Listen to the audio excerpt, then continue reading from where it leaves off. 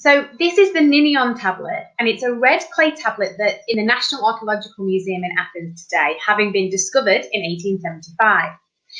It's dated to approximately 370 BC, and the reason we call it the Ninnion Tablet is because of the person who dedicated it, a woman called Ninnion, to a sanctuary known as Eleusis, which is a deme or a locality in the region of Attica. Now, Eleusis was also home to a very famous religious organisation, a mystery cult known as the Eleusinian Mysteries. Now, before we kind of get carried away with this idea of mystery religion or mystery cult, whilst it's true we don't know very much about them, there's not a lot of evidence, and quite often they were deliberately kept secretive, that's not the reason we call them mystery religions. The Greek word for an initiate was actually mystes, so it's derived from that. And they went alongside mainstream religion, so as well as the other main gods that you would worship as part of your polis or city-state celebrations, and even your pan-Hellenic ones at Olympia and Delphi, you could also choose to opt in to a mystery cult such as this one. And Eleusis happens to be dedicated to Demeter and Persephone. And if you'd like to know the origin stories of this, well, it's connected with the abduction of Persephone by Hades. And if you have a read of the Homeric hymn to Demeter, you'll come to understand how Demeter came to Eleusis and how she came to set up the mysteries there. Now, in terms of who could join the Eleusinian Mysteries, it was quite broad, to be honest. As long as you could speak Greek, you could afford to pay a fee, which was a sacrificial piglet, and you hadn't committed murder, so you didn't have pollution or miasma on your hands, you were eligible to join. And if we have a look at the terracotta image there to my left, you will see from the skin tone of the different people on the image that both men and women were allowed to join. And Greek religion was one of those areas of society where women could play a part. Obviously, they were excluded from other areas like politics.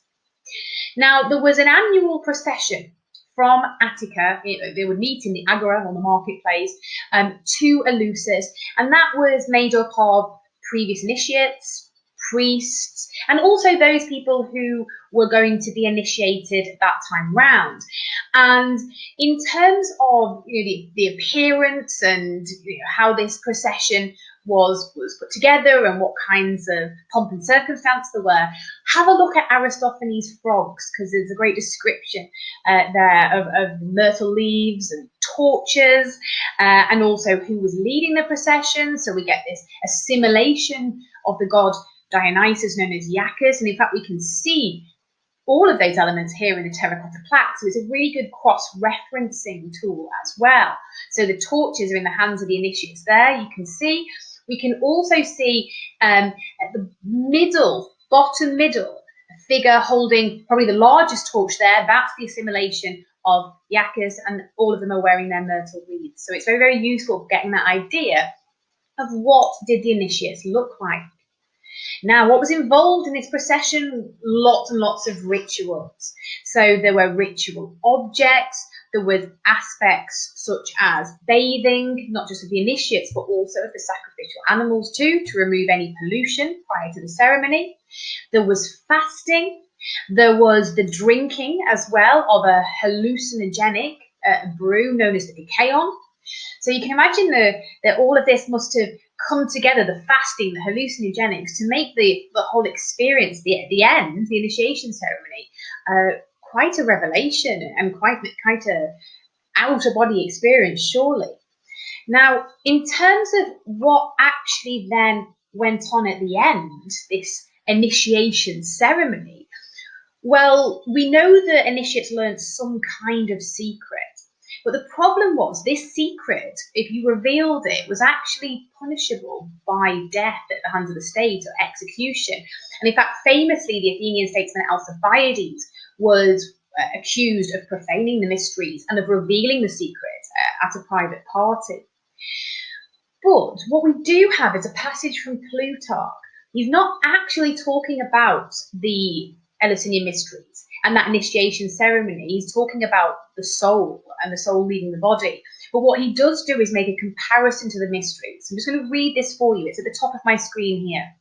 The soul at death has the same experience as those who are being initiated into great mysteries. At first one wanders and wearily hurries to and fro, and journeys with suspicion through the dark as one uninitiated. Then come all the terrors before the final initiation, shuddering, trembling, sweating, amazement. Then one is struck with a marvellous light. One is received into pure regions and meadows, with voices and dances and the majesty of holy sounds and shapes. Among these, who has fulfilled initiation, wanders free, and released and bearing his crown, joins in the divine communion and consorts with pure and holy men. So this seems to be a rite of passage where one moves from a place of ignorance to one of knowledge, from darkness to light. And once you are initiated, that is a status that stays with you for life.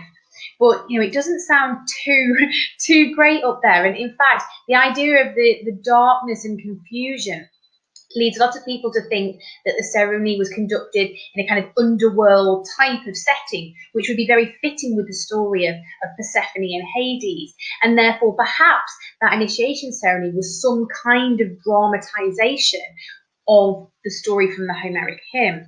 And in fact, what a lot of people think we're seeing in the Ninnion Tablet here is the final moment where people had an epiphany of the two goddesses, and they would be on the right hand side, lower and upper register, Demeter and Persephone, there meeting our initiates.